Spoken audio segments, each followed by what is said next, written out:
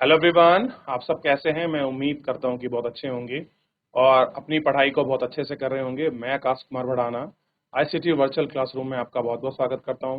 मेरे प्यारे बच्चों, जैसा आपको पता है 12th क्लास है हमारा और हम लोग बीएससी अर्थशास्त्र देख रहे हैं और इसी में हम आज आपका लेसन नंबर 5 की हम लोग आपका बात कर रहे थे और हम इसमें बहुत सारी चीज़ों को इसके अंतर्गत आपका गौर करके देख चुके थे और हम लोगों ने आपका बात भी कर ली थी। और इसी में हम बाजार संतुलन जो था उसको आपका एक एक करके हम लोग बात कर रहे थे। ठीक, लेसन नंबर 5 है हमारा। तो इसी को हम आज आपका आगे बढ़ के अच्छे से गौर करके हम लोग पढ़ेंगे कि बाजार संतुलन क्या है। इसी को हमने आपका देखेगा। इसी में हमने कुछ इसकी महत्वपूर्ण चीजों को पढ़ा कि बाजार संतुलन का अभिप्राय क्या है, किसको बाजार कहते हैं, कैसे कोई किसी के संपर्क में आता है, उपभोक्ता के व्यवहार के संतुलन की बात की, व्यवहार के अनुसार पूर्ति का निर्धारण की बात करी, मांग वक्र की हमने बात करी, बाजार के प्रमुख रूपों की हमने बात करी कि जो पूर्ण प्रतियोगिता का है, एकाधिकार, अल्पाधिकार की हमने इसमें बात करी और हमने बाजार संतुलन की अवधारणा को भी हमने इसके अंतर्गत गौर करके पढ़ा। और अंतिम रूप से हमने महत्व क्रय विक्रय किस प्रकार से होता है, अधिमांग क्या है, अधिपूर्ति क्या है। तो मैं अधिमांग और अधिपूर्ति तक आपका बढ़ चुका था, यहाँ तक मैं आपको समझा चुका था। आज इसकी ग्राफ और सारणी की बात करने वाले हैं कि कैसे अधिमांग और अधिपूर्ति को हम लोग आपका देखते हैं, कैसे अधिमांग और अधिपूर्ति को हम लोग ध्यान करते हैं। ठीक ठीक है, चलिए अब थोड़ा सा इसमें आगे बढ़ेंगे और ये हम कल यहाँ तक देख चुके थे। आज थोड़ा सा आगे बढ़ते हुए हमें इनमें इन सारी चीज़ों को आपका देखना है जो हमारे लिए आपका थोड़ी सी महत्वपूर्ण है। ठीक है, चलिए जैसे सबसे पहले देखिए वस्तु की कीमत, वस्तु एक्स की पूर्ति की गई,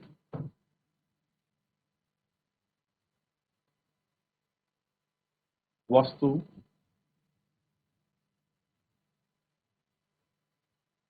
एक्स की पूर्ति एक्स की पूर्ति की गई।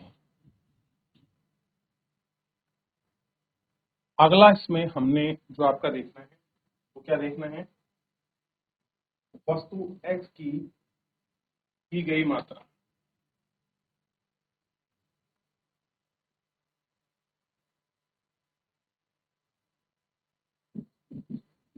वस्तु एक्स की गई मात्रा। ठीक, ये हमको इसमें आपका देखना है और इस तरीके से हम इसको ग्राफ को आपका बनाएंगे और जैसे कि टेबल आपको मिलेगा 1 2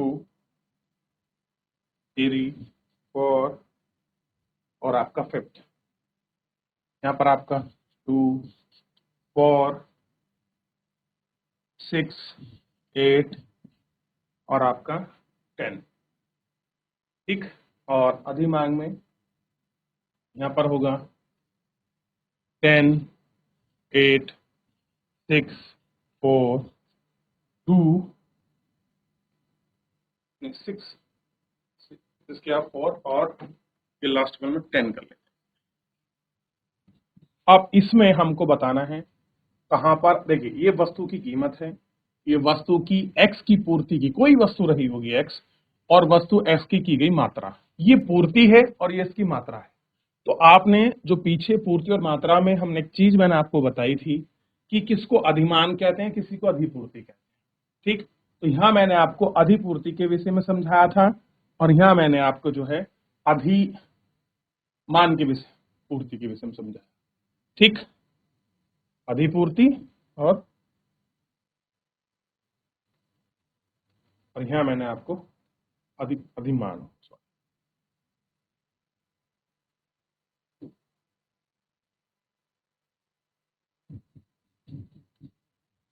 अधिमान।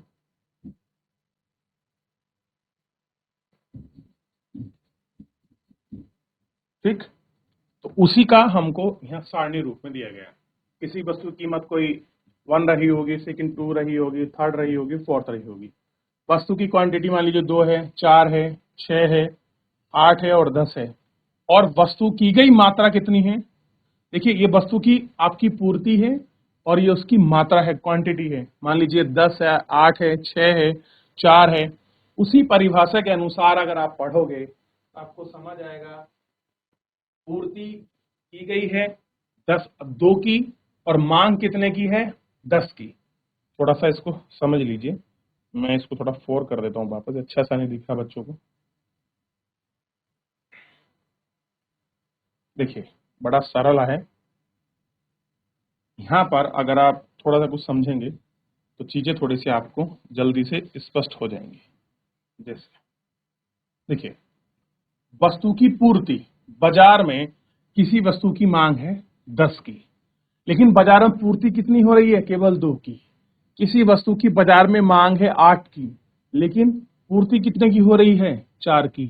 तो ऐसी स्थिति में जब वस्तु की मात्रा की पूर्ति कम है, मांग अधिक हो रही है मात्रा में, तो क्या करेंगे आप ऐसी स्थिति में? बताइए, ये आपका मांग की गई मात्रा है। ध्यान दीजिए,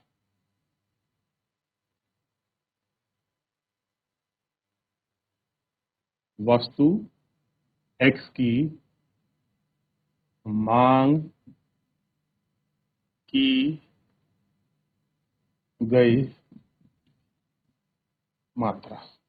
ठीक, अब देखिए, ऐसे में पूर्ति कम है, डिमांड ज्यादा है, तो क्या होगा? आपको पता होना चाहिए अधिमांग, यानी कि मांग ज्यादा है। तो यहां बनेगा अधिमांग। उदाहरण के रूप में समझ लीजिए, आपके बाजार में आपको 10 पेंसिल की रिक्वायरमेंट थी, लेकिन बाजार में 2 ही उपलब्ध थी। बाजार में 8 कॉपी की उपलब्धता थी, लेकिन बाजार में आपका 2 ही उपलब्ध थी। कैसी थी? 2 ही उपलब्ध थी। तो इसी को क्या बोलते हैं? इसी को बोलते हैं अधिमांग। क्या कहते हैं इसी को? इसी को बोलते हैं अधिमांग। अब देखिए, 6 वस्तुओं की जरूरत थी और 6 वस्तुओं मिली, तो ये क्या हुआ? ये हुआ संतुलन। जितने की जरूरत थी मार्केट में, उतनी ही चीज आपने उपलब्ध कराई।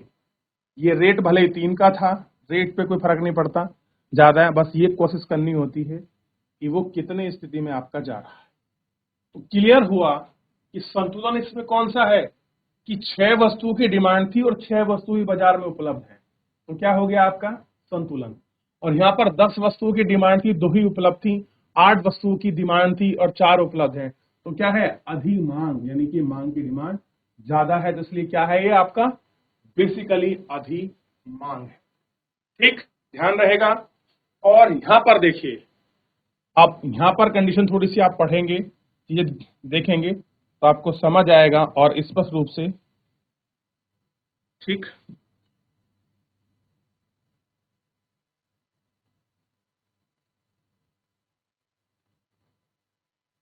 आप देखिए,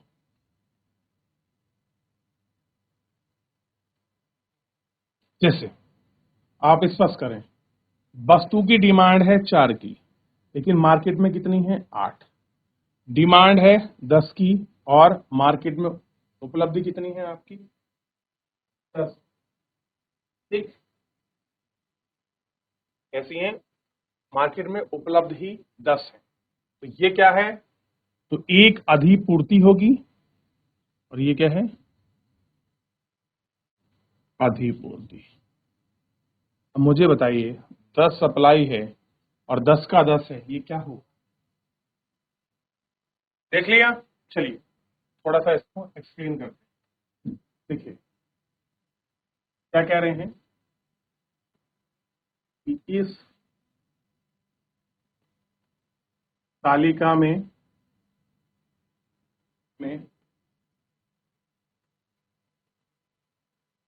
बाजार कीमत 1 तथा 2 पर, कीमत 1 तथा कीमत 2 पर बाजार मांग बाजार मांग बाजार पूर्ति से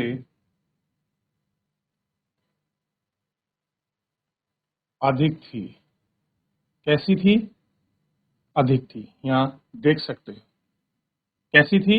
अधिक थी। अधिक कैसे थी? एक बार वापस देख लीजिए। डिमांड कितने की थी और हमको कितना चाहिए था?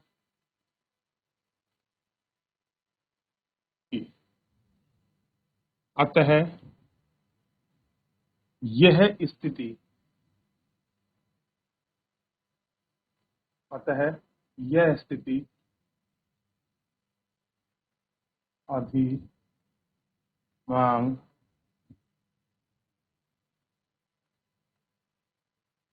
मांग अधिमांग कहलाती।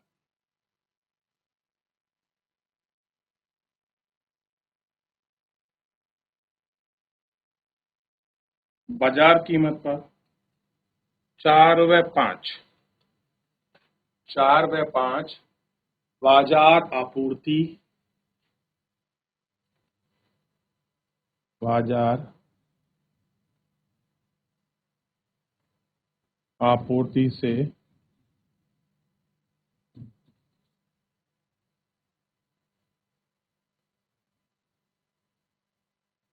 अधिक था। यह अधिपूर्ति की स्थिति है। अतः यह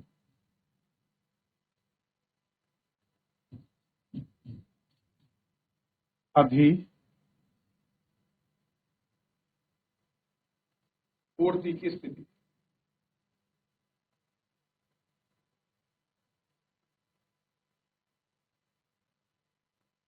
अधिपूर्ति की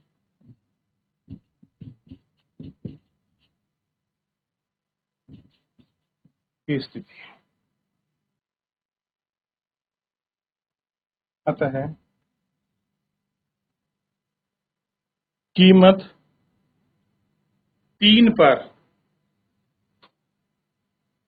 कीमत या ऐसे लिखिए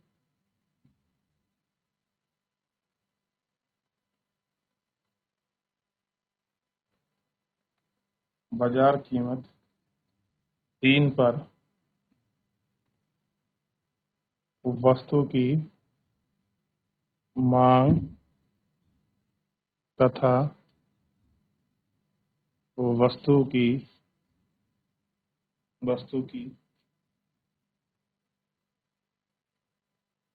आपूर्ति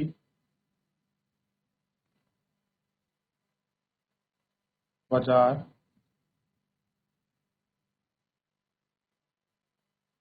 संतुलन है। ऐसी है बाजार संतुलन। क्या क्या होगा आप देखेंगे।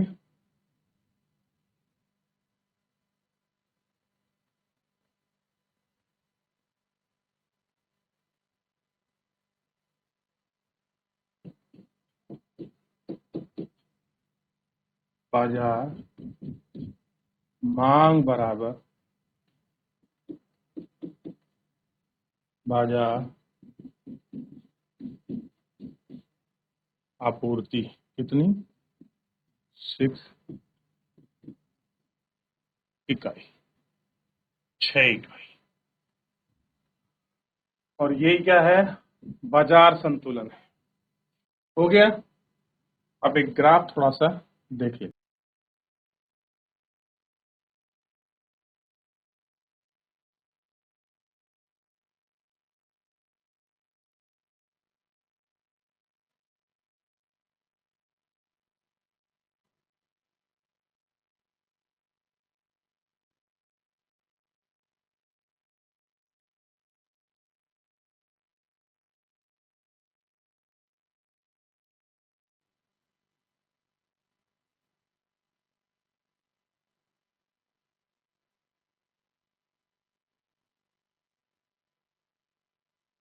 ये देखिए इस तरीके से मैं वो ग्राफ बना रहा हूं।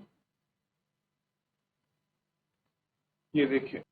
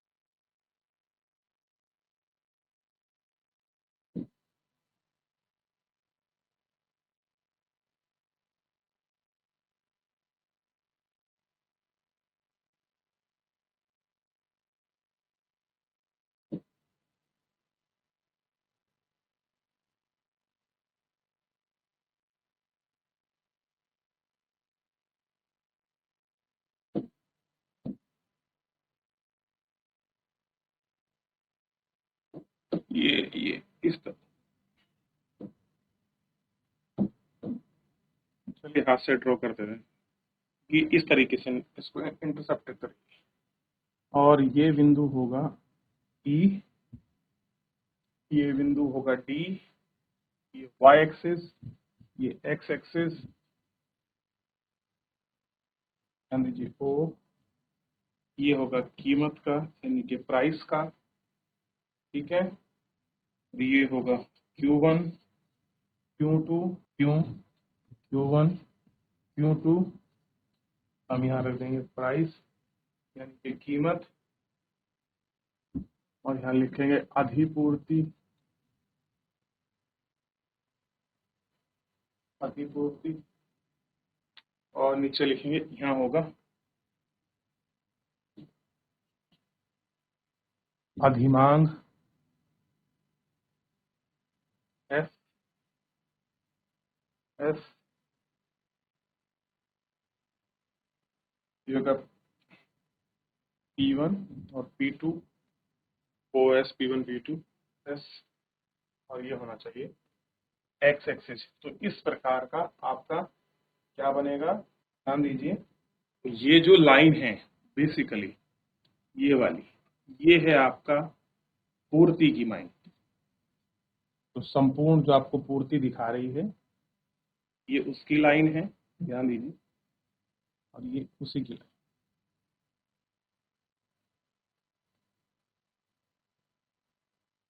ये बल्कि एग्जैक्ट बन नहीं रही, तो मेरे को थोड़ा तिरछा हो गया है ना, तो इसी को हम हाथ से बना मोटा कर देंगे, ठीक है। इस तरीके से ये ग्राफ आपका बनता है। तो इस पर बढ़ने से पहले एक बार इसको कॉपी कर, हो गया,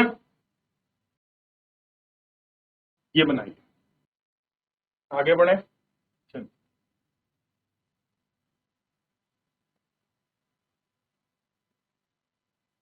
पूर्ण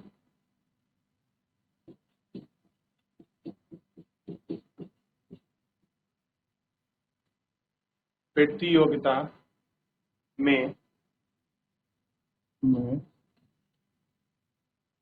प्रति इकाई कीमत स्थिर, कीमत स्थिर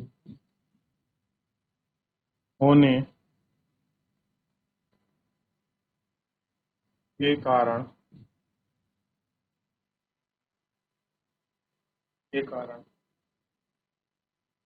औसत व सीमांत सहप्राप्ति, औसत व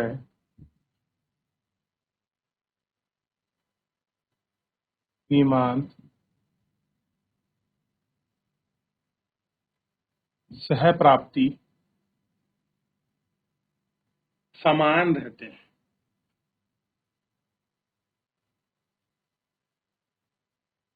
समान,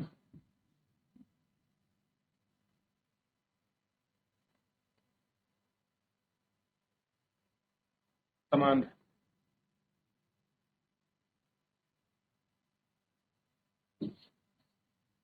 अतः इनके वक्र,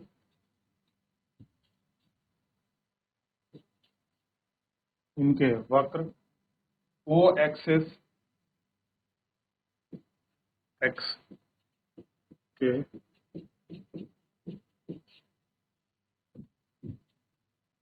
समांतर रहते हैं, जैसे अभी हम देखेंगे कैसे रहते हैं।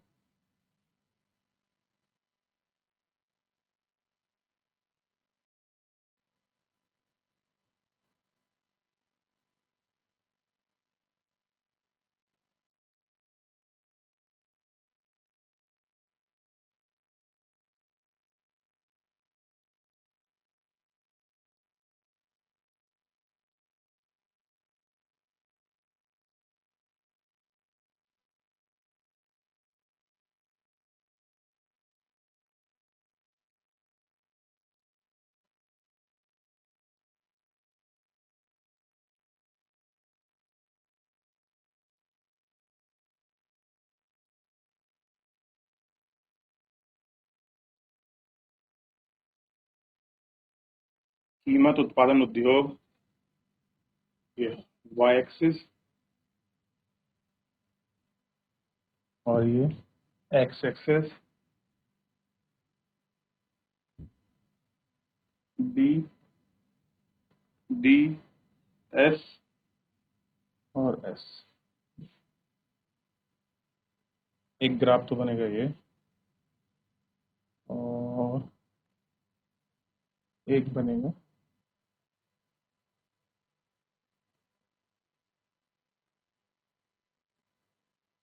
बनेगा ये।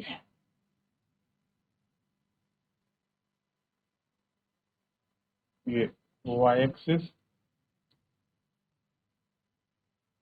ये एक्स एक्सिस,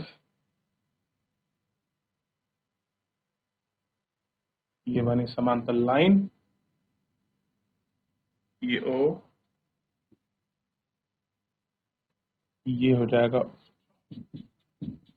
उत्पादन, कीमत, A R equal to M R, A R equal to M are.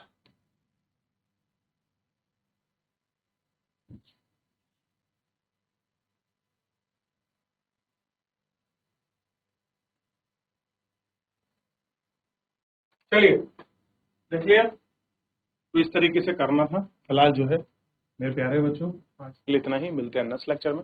तब तक अपना ध्यान रखिए, स्वस्थ रहिए, अपनी पढ़ाई को बहुत अच्छे से करते रहिए, और मुझसे जुड़ने के लिए आपका बहुत बहुत धन्यवाद।